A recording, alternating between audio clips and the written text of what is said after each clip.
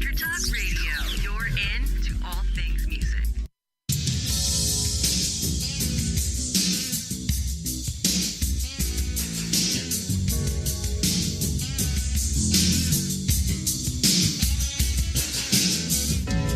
Welcome to Intersect Radio, where music, faith, and life converge. With your host, Aaron the A-Train Smith.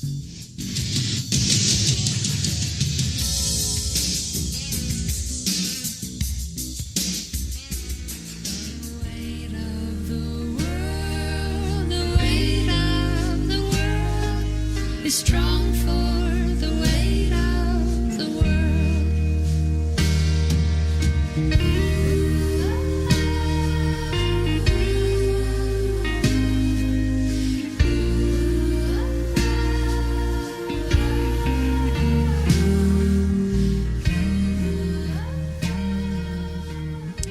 Happy Tuesday, everybody. Welcome to Intersect Radio. Thank you for joining in and taking the time out of your day to check in with us and to listen to what I promise to be a really good conversation and a good way to spend this hour in whichever day you choose. And you will do it. Anyway, thank you again. And I'd like to welcome my guest for today, my good friend, Katy B. Hutson. She's a singer, songwriter, and a writer. She is a founding member of Indelible Grace. That's, I guess we call them a hymnal group. Would that be appropriate? Yeah, old hymns put to new music. Yes. She's co-creator of Coltrane Railroad, that's jazz for kids, and Rain for Roots, songs that tell God's big story to families. Katy has just released her first collection of poetry, Now I Lay Me Down to Fight, poems written during her treatment for cancer. She is married to instrumentalist and producer Kenny Hutson and homeschools their 2 kiddos. She also raises chickens and collects eggs. Is that correct? Not a whole lot of eggs right now, but yeah. Yes. You just got new birds, didn't you? Yeah, we're just trying to keep them alive right now, yep. What happened to the old birds? Oh, it's so sad here. I left the coop open. And we're still debating whether it was. This is kind of grisly. It's a grisly way to start. We were assuming that it was a raccoon, but we went to see the chicken lady who knows all, and she was pretty sure that it was an owl because there was decapitation involved. Oh, wow. So, yeah. But we got a whole lot of cute little ones right now. It's lots of fun. So not many eggs, but lots of cuddling. Yeah, little bunnies. You know, when I was a kid, my grandfather bought me all these little bunnies, little chickens. And, you know, he said, no, these are yours to watch every day after school. You have to feed them and give them water and take care of them. I was totally into it. And they started to grow, right? And as they started to grow, they started diminishing in number. And I didn't know what was going on, and I didn't ask. I was just like, but I did notice. And then one Sunday we had dinner at my grandfather's house. End of story. Oh, I figured it out. I have yet to, ours, we feel like ours do plenty to feed us, and we're just going to let them, we're kind of this little convent. We have all these little nuns, so they're all girl chickens. Okay. So, we kind of figure they lay and we kind of figure they've done good work, and we'll let them live a good long life. Yeah. You don't have a rooster? No, because they're not nice with kids. Also, in city limits, you can't have a rooster. Oh, really? I'll just put this out on radio, and if anyone sees my husband, I'd really like a Pyrenees. Those big fluffy dogs. They're great chicken protectors. Oh, they are. They are. They're really good at patrolling a border, and yeah.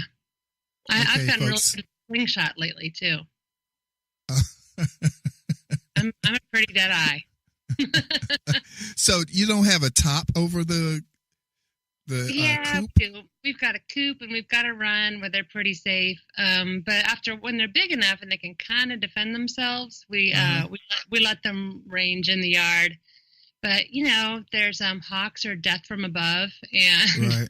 and so we just try to keep an eye on them and not let them out until they're big enough that they can take care of themselves a little more. Usually, you put them up at night. That's when everybody comes out to eat. Right, exactly. Meal time. We get those hawks. We get hawks and owls over here. It's great when they come in a group. When the owls come in a group and they're talking to each other. Wait, what? This happens in Inglewood? In Inglewood, really? And yeah. No kidding. Okay. Almost every day during this time of the year at night. And it's quite the my dogs get upset because they notice the wildness of it. They sense that. It's not just a bird outside. It's an owl or it's a hawk, and hair comes up on their back and ears perk up. Yeah. We have this. We have an old telephone pole on the corner of our lot, and predator like a hawk will just sit up there. So I've gotten pretty good at with the slingshot up there, but they'll just sit up there and survey and look for pickings. So and an owl tends to hang out a little lower. They're a little more cool. Yeah. Well. That's a great way to start the program. Talking about chickens and hawks and it's still a wild world out there. Yep. Yeah, it is. It is survival. Yeah, man. So, you and I have known each other for ever since I came to Nashville, but we didn't really know each other. We had seen each other because you used to work in that coffee shop right behind the used music equipment place. Yes, that was so cool. Do you remember that place? It was Lyle's shop. They all the consignment stuff, before eBay. I mean, I think eBay had probably put them in, but where all the musicians would come in, and there was a little sandwich shop in the back, and I got a job in there, a little coffee and sandwich shop, and it was so fun for me because I met everybody. That's a great shop. It was, yeah. So people would come in and, come have a sandwich, and they'd be in between sessions and stuff and tell me stories. And everyone it was such a kind crew, and everyone, they knew each other. That was pretty great. Yeah. What else were you doing during that time? I was doing that, and I was out singing songs. So that was before I married Kenny. So gosh, man, that was right after college. So like early 2000s. And so I was out doing solo songwriting stuff. What college? I went to Belmont. I went to for most of school I went to Belmont here in Nashville. Okay. Yeah, actually. No, go on. Was Sandra McCracken your last interview? Yes. Okay, Sandra and I went to school together. There's a whole bunch of us who went to school together back when. And Jill Phillips and Andy Gullahorn and lots of folks. Andrew Osenga. It's just a whole bunch of us who all went to school together. And a chunk dropped out and went and did their thing. And I made it all the way through because I am an Army brat, and that would not have gone over well. Dropping out of school to do music. It was already kind of crazy that I was going to school for music. So you studied music at Belmont? I did. I studied commercial vocal performance. There is in fact a degree in that, and sometimes I laugh about it, but I did learn a lot there. I learned an awful lot. I think the most valuable part of it musically was having to get up in front of people on a regular basis and perform something and have them graciously pick you apart.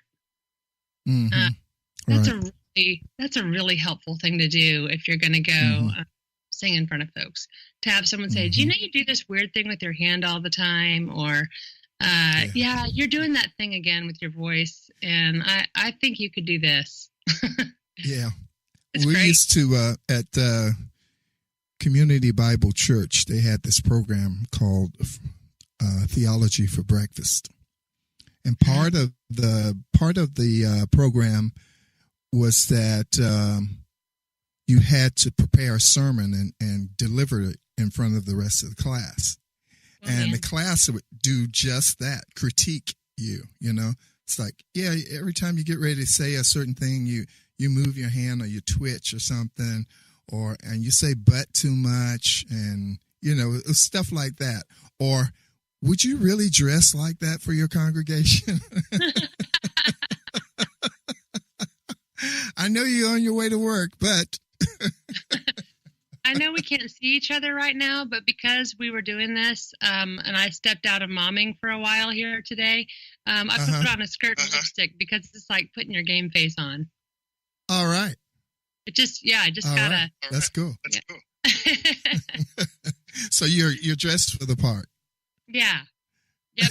I got on a That's swirly skirt and lipstick in my denim jacket. Yep. Uh-oh. Look out.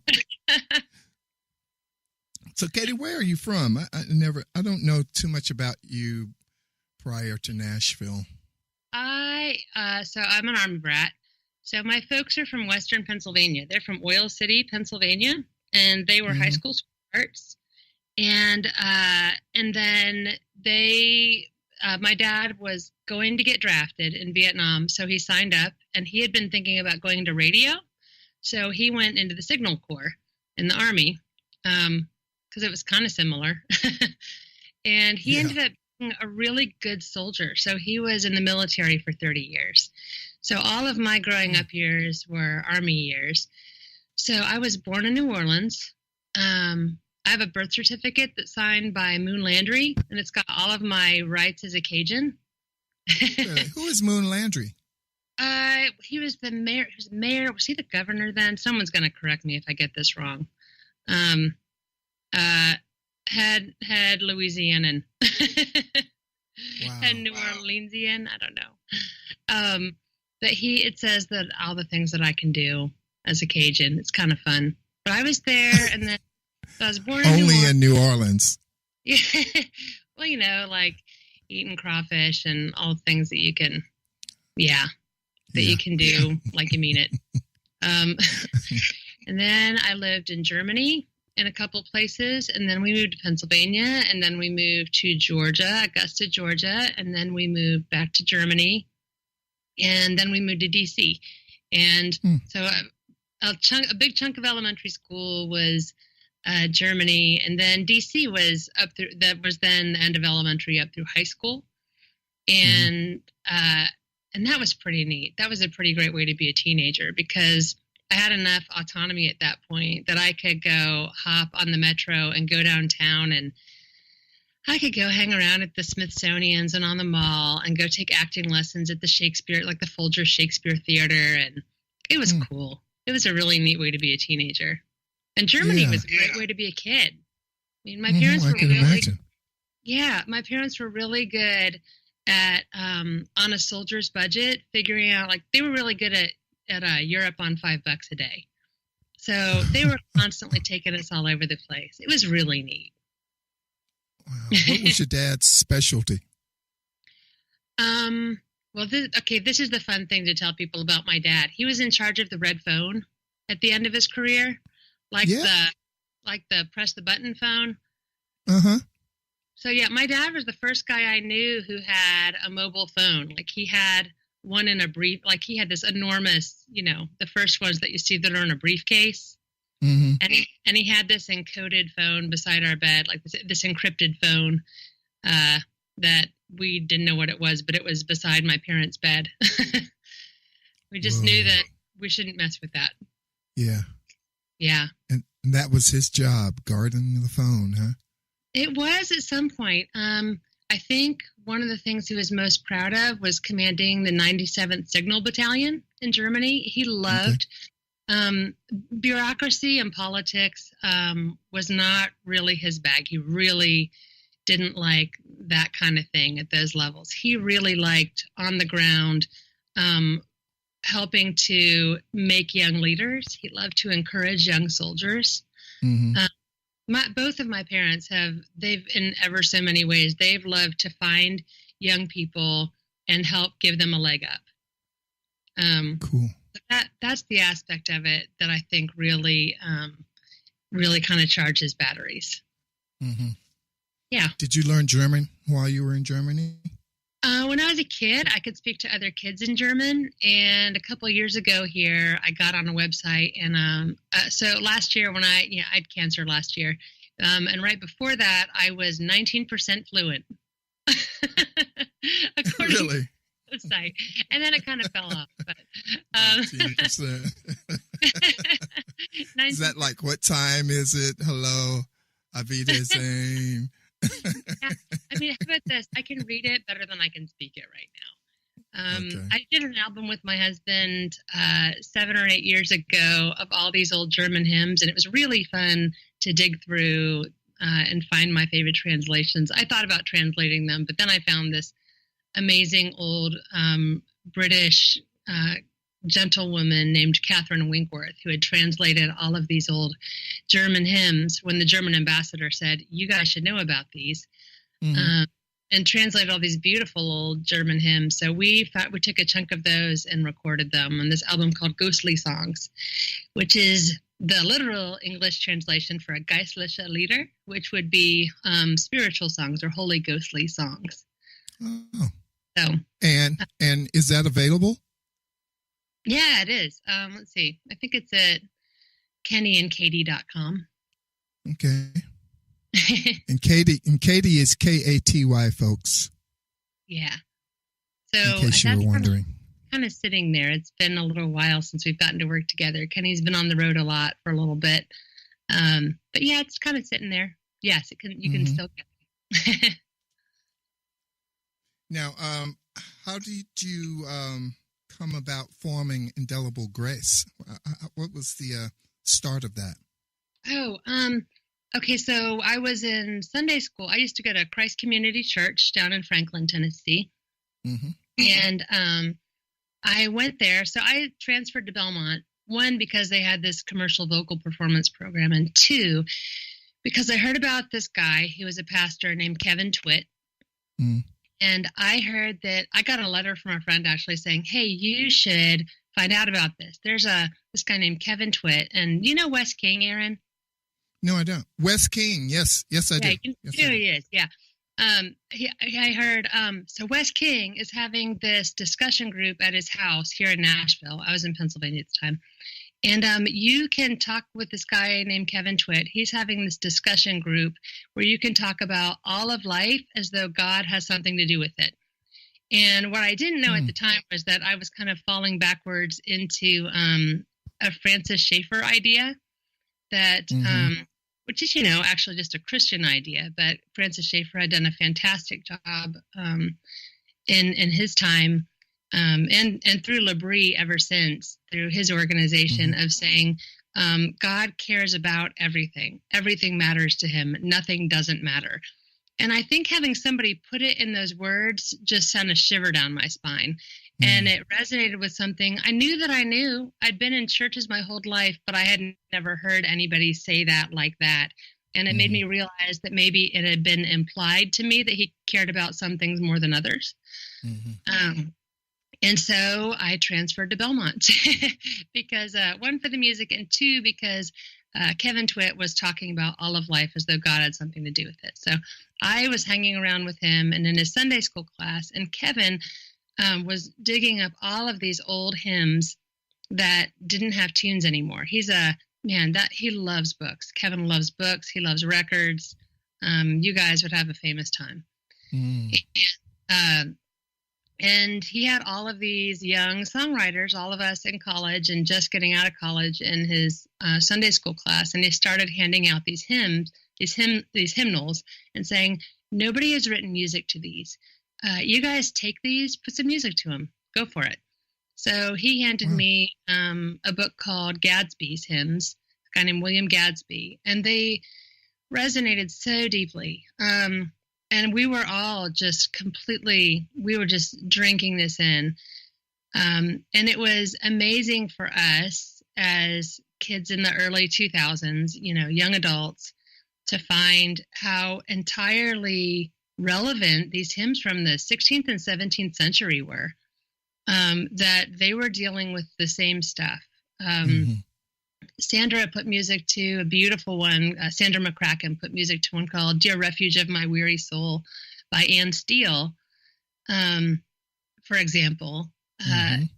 There are all of these, and when you read, like, you could listen to Anne Steele stuff, and Anne Steele could walk into Lilith Fair and be relevant back when.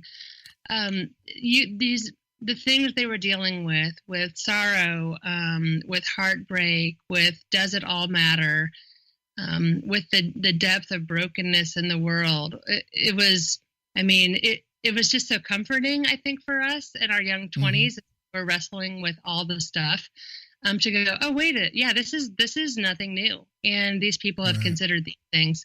So we dug deep into them, and they've continued to be anchors and handholds for the rest ever since. Yeah. That's great. Yeah. And you guys still get together and record and perform? Yeah. Let's see. Kevin and his son Cooper are going out and doing some concerts, and Matthew Smith is generally the touring arm of Indelible Grace, and the rest of us all throw them into shows everywhere. I just did a concert and poetry reading in Minnesota last week, and I sang "Oh, the Deep, Deep Love of Jesus" and "The Sands of Time Are Sinking" in the middle of everything else we do. Yeah, It was just you representing Indelible Grace? You mean last week? Yeah. Yeah, I wasn't going as Indelible Grace. I just went to the Libri conference in Rochester, Minnesota, and they had me in because we have all kinds of ways that we're connected, and that's a community I love dearly. And I did a combination of of hymns, songs, children's songs, and cancer poetry. And weirdly enough, it kind of worked.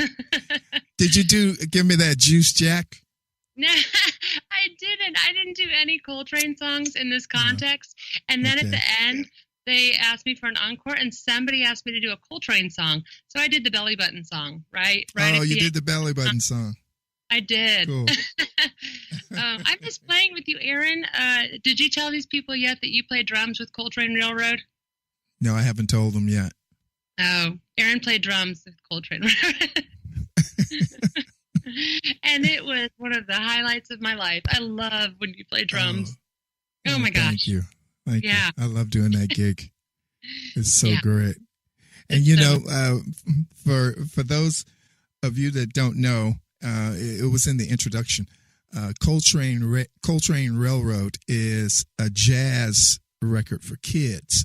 It's got all these, There's jazz okay. records. So you get it, right? Don't you, folks? Coltrane Railroad, but Coltrane is COALTRAIN. Brilliant. And titles like Dirt. Get Your Wiggles Out, and My Belly Button Doesn't Change. Is that it? Is that the Belly Button song? Yep. And I Need a Nap. Yeah, I need a nap. I sing that one often. What's the one about sharing? Oh, What's Mine Is Yours. Yeah, What's Mine Is Yours. Yeah. Yeah, it's got a little samba in the middle of it. Yeah. That's cool. And can people get that record as well on your website? You can get it at Coltrane Railroad. Yeah, you should spell it COALTRAIN Railroad.com. Yeah, folks, you should get that. If you got kids, you should get it. If you don't have kids, you still should get it. I mean, it's brilliant. Katy has a great voice. I mean, the lyrics are so creative and the music is good. And Katy's voice will just appeal to your kids in such a special way. You know, you have a great voice for talking to kids, you know? Thanks. Do you plan to do any like voiceovers for any kids' movies or anything? Oh man, you know anybody? That sounds like so much fun. Yeah, you need a manager. You need a Hollywood manager. That sounds like so much fun. I've always wanted to read audiobooks. I would love to read audiobooks. That would be fantastically fun to me. Yeah, but I'm talking about actually being the voice of a character in an animated film. That'd be awesome. I want to be, if they turned the Penderwicks books into a movie, I want to be a character. This probably be live action though. Never mind. If you think of anything, let me know, Aaron. I'm in. All right. I'm going to put my feelers out for. Well, you know, in the meantime, you know, I'm still doing kids music with Rain for Roots, right? We're doing a fourth album right now. Yeah. This is your fourth album? This is our fourth one. Yeah. Wow. Yeah, the first one, I think I want to do this for 20 or 30 years or so. I love this. I could do this till I'm an old lady. The first one we wrote, it's me and Sandra McCracken and Flo Oakes, and it used to be Ellie Holcomb, and she's a little busy, and Alice Smith has joined us creatively. And the first album we did, you know Sally Lloyd Jones, who wrote the Jesus Storybook Bible? No. It's an amazing. You need to know about the Jesus Storybook Bible, Aaron. It's this worldwide bestseller, beautiful, wonderful children's Bible that is the best way that I can think of to introduce somebody to the gospel. I had an Uber driver one time who found out that I had been going and singing Christian stuff and asked me about. He's like, "So what's the deal with being a Christian?" And when he got to my house, the best thing that I could think of to do was to give him the Jesus Storybook Bible. Wow. I was like, don't take this personally. I'm not talking down to you by giving you a children's Bible. I think this one says the big story of what God is up to, that it's God to the rescue, and tells his big, good story so well. So in any case, she wrote a Bible for even younger children that has 10 Bible stories, and it's called the Hugga Bible. And it was covered What's the age group for that? Babies, littles up to 4, and it's precious. I mean, the Jesus Storybook Bible is for anybody, but the Hugga Bible was for youngest children, and it had 10 poems that told 10 Bible stories, all of which showed God as the hero so beautifully. So for our first album, we asked if we could put music to those, and Sally was completely game for that. Was very kind and let us use all 10 of them, and that was our first album, Big Stories for Little Ones.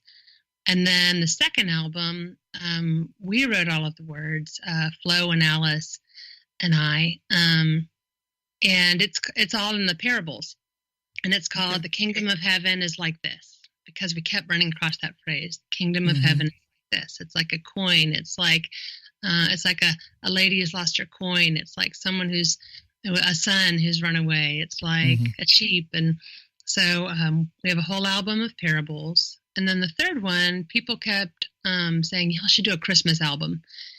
We went, Christmas album.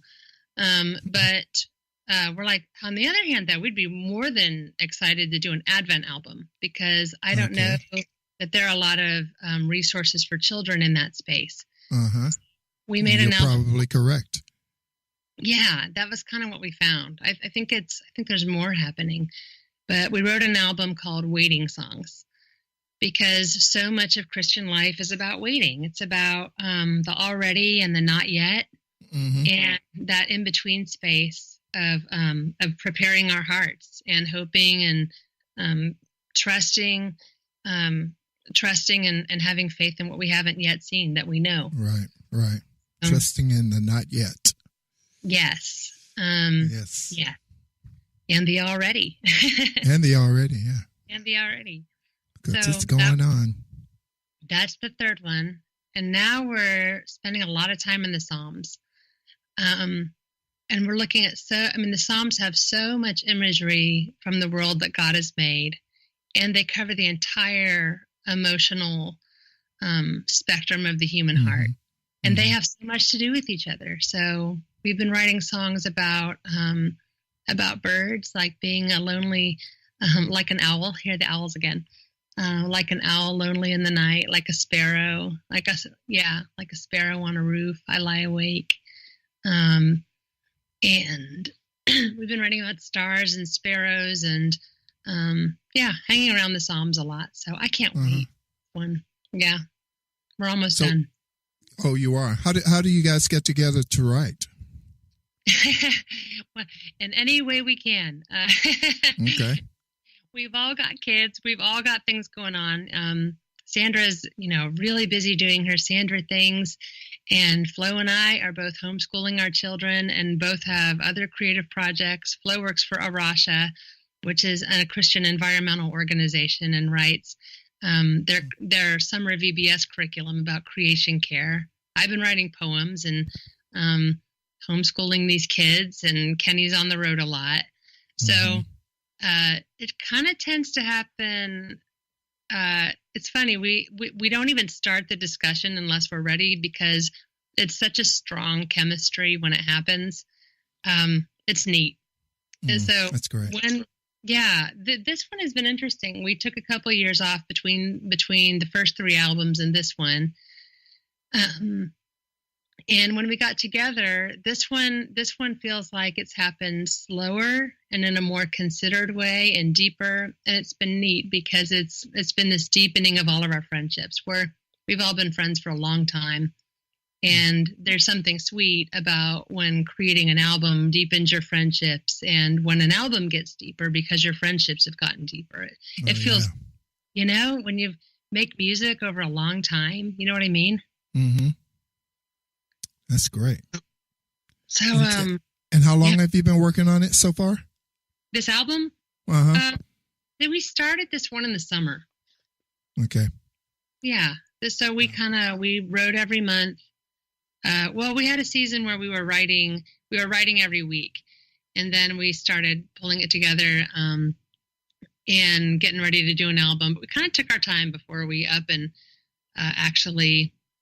Other albums we've done, we've literally written in a week. They've actually cool. Almost, I think all 3 were pretty much written in a week or 2. And this one, we just kind of took our time. Mm-hmm. Yeah. So your other kids records, which we were talking about first, Coltrane Railroad, your partner in that is Chris Donahue, correct? Yeah. Yeah, and Chris Donahue is like a phenomenal bassist and just all around musician here in Nashville. And he and Katy created this Coltrane Railroad project, which is jazz for kids, and it's unbelievable. And how did you guys meet? How did this incubate? How did you incubate this idea to bring it forth? I wrote my second solo album in 2001, and Chris Donahue played on it. He played bass, and actually, I think he played Farfisa on it of all. Yeah, he first played all these instruments on it. So he added a lot to it creatively. I wrote an album called Longing way back when. And but after that, when I was touring with it between things, I would babysit his new little daughter, Maeve. Okay. So it's like, hey, if you got time when you're, and it was great because it was kind of intermittent, and it was hanging out with Chris and their family, and I would hang out with little Maeve and walk all over East Nashville, which looked a whole lot different about then. But I would I would walk all over. I would walk for miles and miles with Maeve in a little baby carrier and a baby Bjorn. And there used to be this great little German bakery a couple miles away we would walk to called Tolber House.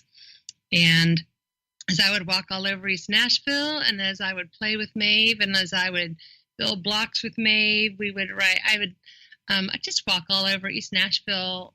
You know, it kind of started with just scatting, because when you're talking to a baby, it is the most natural thing. So I would just sing a little bit to Maeve, and she would sing a little bit back to me. I'd go ba da da ba ba ba, and she'd go ba ba ba ba. It was so sweet, and it was precious. So I'd be walking along, and it was kind of a way. It started with a way to communicate with little Maeve. And so the Belly Button song came out of that, and Snuggling came a bit later.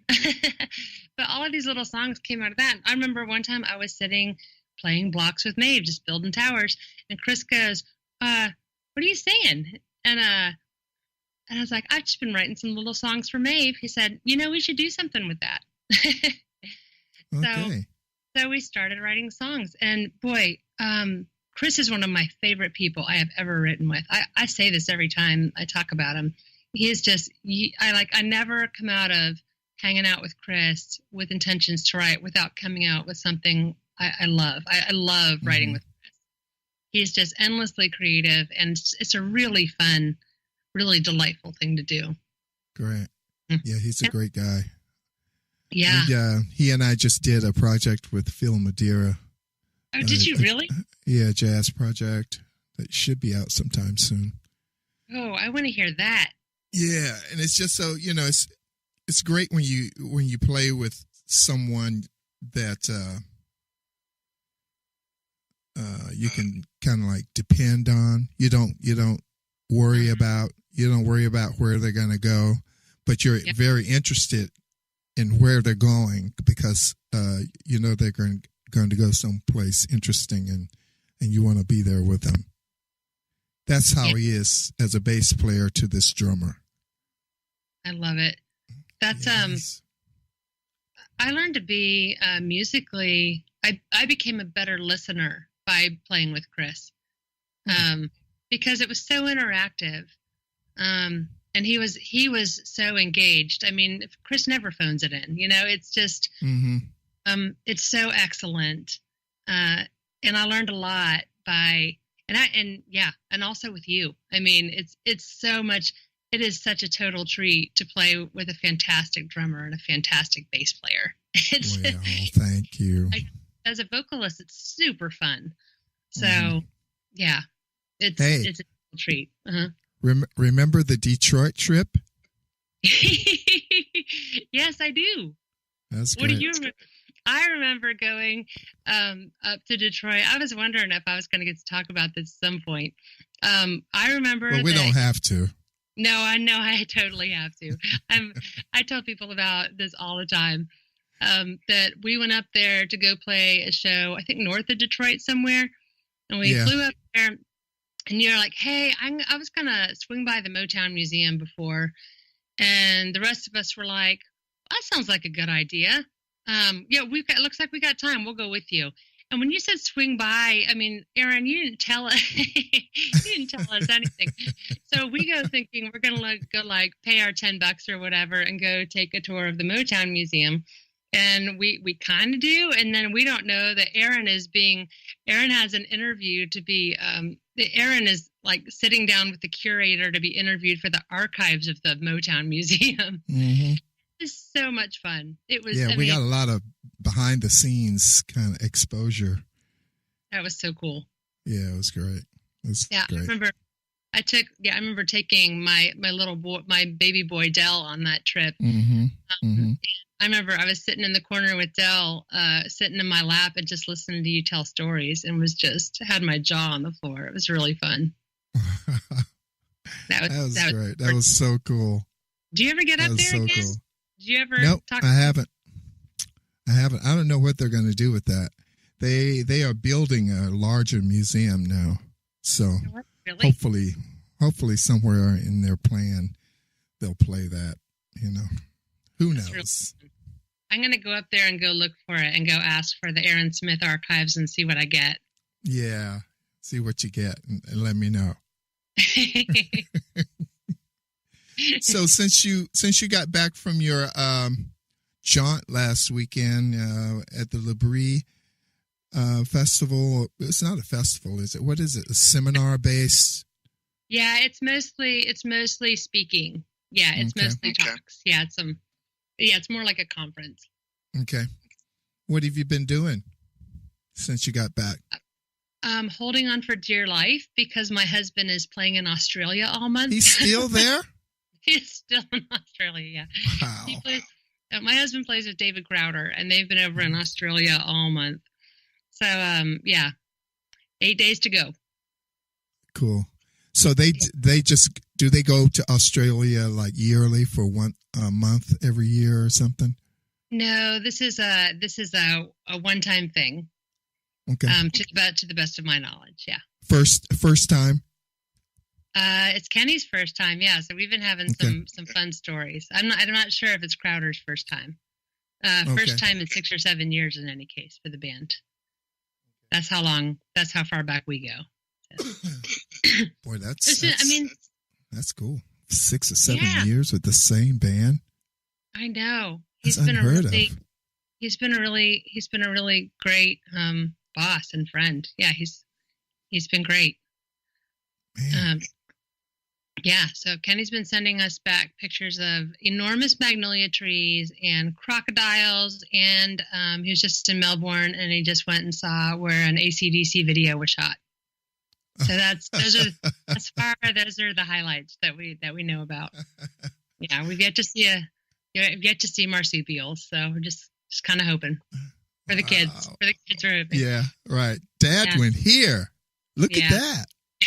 Well, since I can't say since I got back from Labrie, I've been parenting and I've been applying for a poetry grant thing because I like to do that. So, yeah. Where, so I've been working on that all week. I've been digging through stuff. So they have a network for this sort of thing. For grants poetry? For creative writing. There is this organization.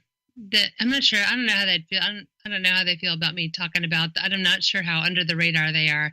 But there's and so if anyone wants to get in touch with me, if this sounds appealing, let me know.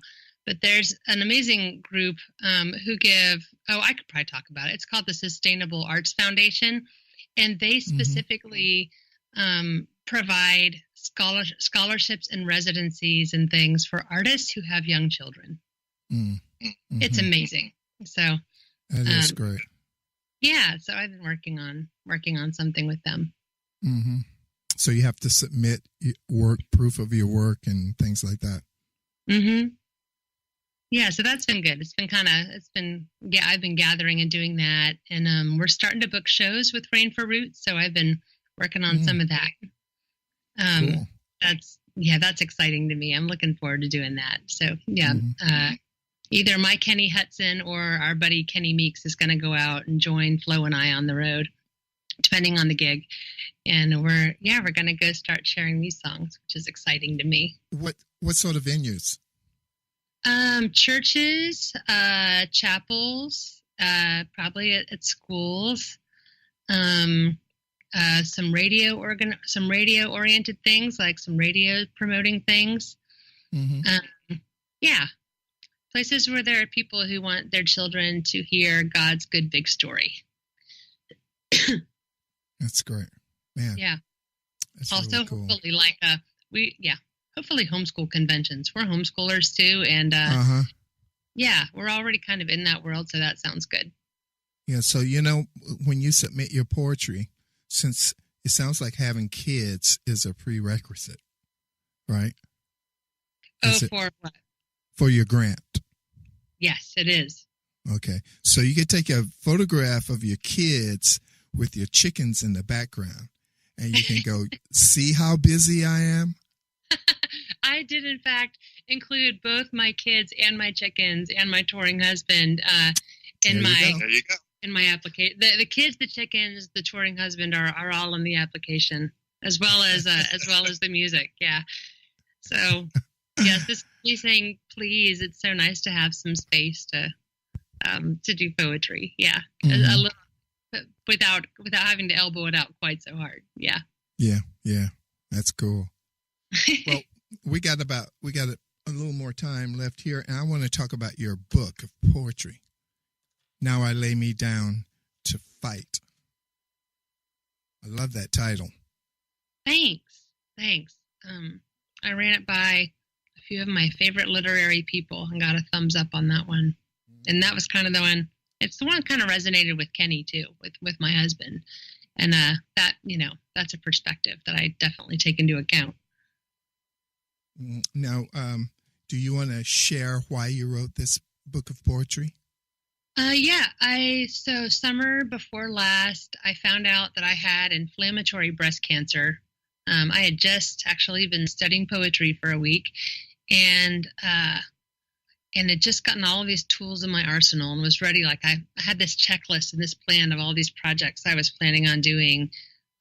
Really, that week was kind of a week to game plan, which is kind of great, and get some tools and sharpen my skills. And then the next day I was in Boston when I realized that something was not right with my body, and went to pick up my kids on the way back to Nashville. I stopped in Pennsylvania to get them and went, I think I'm going to run into a hospital right now and go get a mammogram. And I did, and which led immediately to ultrasounds, which led immediately to going back to Nashville and immediately starting chemo.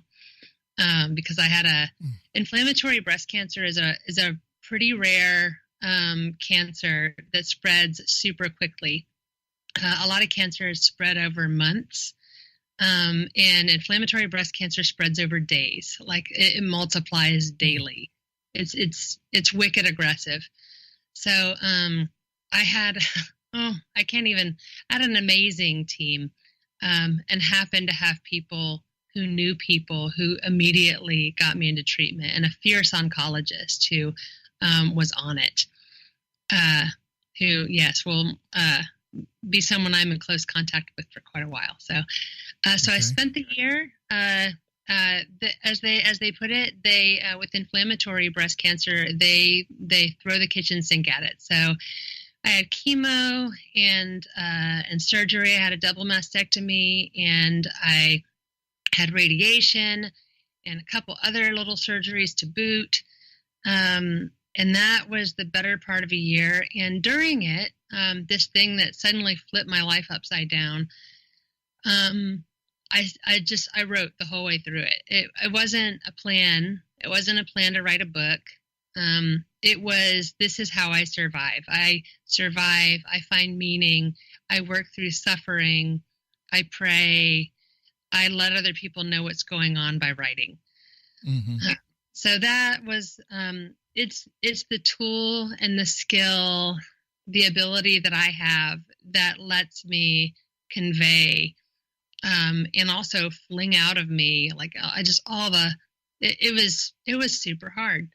And so poems were what I did while I was sitting in waiting rooms, and what I did while I was laying in bed and couldn't get up, and what I did in the middle of the night when I couldn't sleep, and just wrote and wrote and wrote. So then I figured at the end they might be of use. And I shared some as I went. I had a caring bridge site, like for people who are dealing with a chronic illness, and I had a team there, and I shared them on occasion and got a lot of feedback that they were helpful to others, both for understanding what I was doing and maybe for themselves.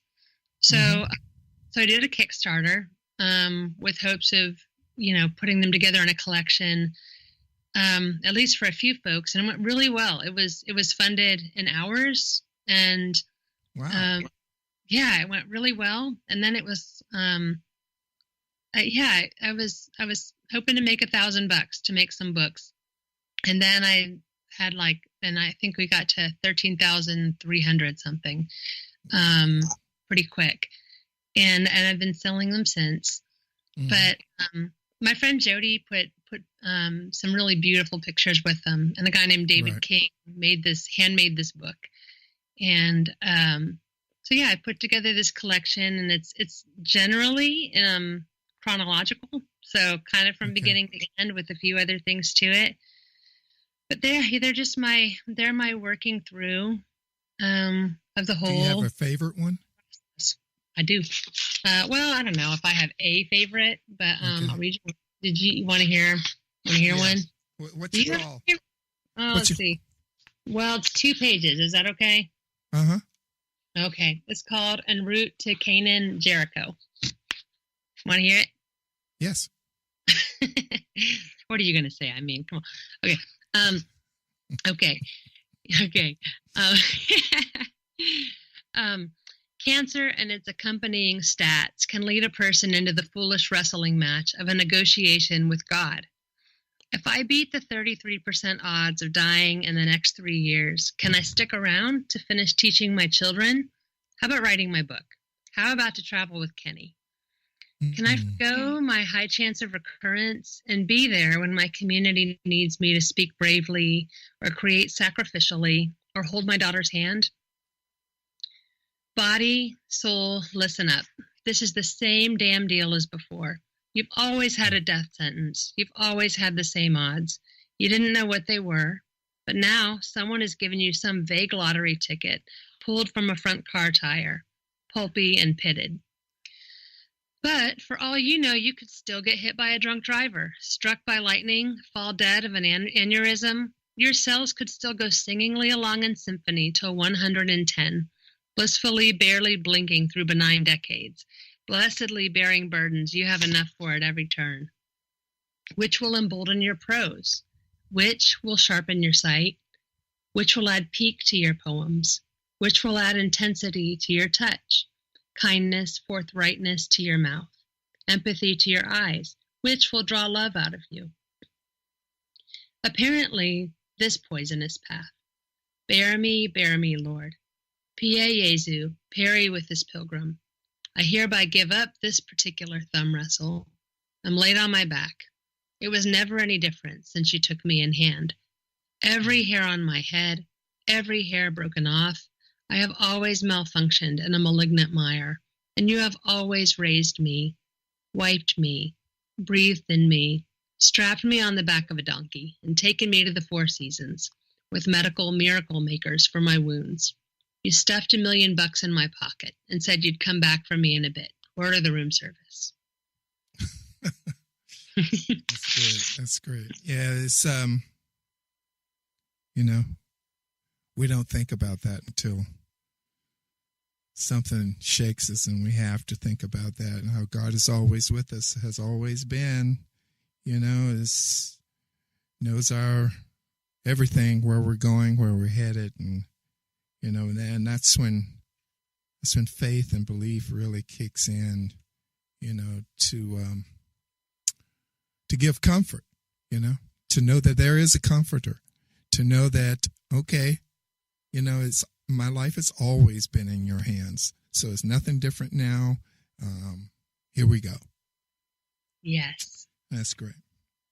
Yes. And I tell you, I have several favorites, but the one, and it's very short, but it's so big, and it's a benefit. Oh, uh-huh. Yeah. Can I read that one? Would you? I was actually going to say I would love to hear it in your voice. Yeah. Okay. All right. Crazy as it sounds, a benefit of cancer. Is that what people tell you, that they are glad you're alive? A fact which sometimes go unnoticed, or at least unsaid, for many, oftentimes. Mm-hmm. Killer. I mean, most of the time, our friends are not telling us that they're glad we're alive, and, and they love us, and it wouldn't hurt to hear and say more, wouldn't it? Would it? Yeah, right. Be and hear said. It would be great. Yeah, maybe we can start a new practice of that. Yeah, I kind of have more lately. Oh, cool. Yeah, for sure. I mean, there really is the sense, someone brought this up today. But once you've had cancer, you've had cancer. It is now a part of your story, and you always kind of have the wondering. And there's a sense in which you don't get to go put that back. And so it does heighten. I still get completely exhausted and frustrated with my kids. But there is also still, I get to be frustrated and exhausted with my kids. Right. So you look at it differently, Yeah. It's a different appreciation rather than it really ending in frustration. It ends in appreciation. Yeah, for sure. There's yes, I'm here, and today is in fact. It is not a day that I was sure I was going to get. And I guess that was the thing in that first poem. It's like, I wasn't really sure that I was going to get another day either. Yeah. Well, hey, Katy, thank you so much. I'm hearing the out music. Boy, this hour goes by so fast. But thank you for taking the time, and I look forward to seeing you and playing with you again in the near future. This is Jackie Bertoni from Jackie's Groove. Come join me weekly on my journey through the music business as I take you behind the velvet rope, interviewing industry notables such as Al Di Meola, Michael McDonald, and Al Jarreau, to name but a few. Listen to their stories on being in the studios recording #1 hits and onto the stages throughout the globe. Allow me to be your music historian. You can hear me live every Monday at 2 p.m. and every Wednesday at 12 noon Pacific Standard Time or 24/7 on jackiesgroove.com. Ready to get your groove on? Hi, this is Tim Dolbear from Eclectica Studios. I'm a full-time mixing and recording engineer. I work with Grammy winners, labels, and indie artists, using state-of-the-art digital mixing and restoration tools and the very best in analog gear. Really, though, it's my ability to bring tracks to life and fulfill your vision for your music. This has made me sought after by producers and artists worldwide. So spend your time working on music and not chasing a mix down a rabbit hole. Go to timdolbear.com and check out our free one-song mix offer. You know what's all around you every waking moment of your life? Marketing. You're choking on it. I'm Scott Robertson, and when it comes to strategic PR, branding, and marketing, I've seen it all. And actually, I'm still seeing it because bad marketing never sleeps. Join me each week on May the Best Brand Win, right here on Intertalk Radio, and learn how to make the marketing for your brand unforgettable. Are you serious about your music? Are you ready to run with the big dogs? The experts at Pitbull Audio have the gear to get you into the game. From leading manufacturers like Mesa Boogie, Fender, Pioneer, and American Audio. To sound your best, you need the best. Pitbull Audio can deliver in rehearsal, on stage, and into the big time. Dropping beats, shredding guitar, or making the crowd roar. Whatever you dream, Pitbull Audio can help make it happen. We are Pitbull Audio. We want you to play it loud. Pitbullaudio.com.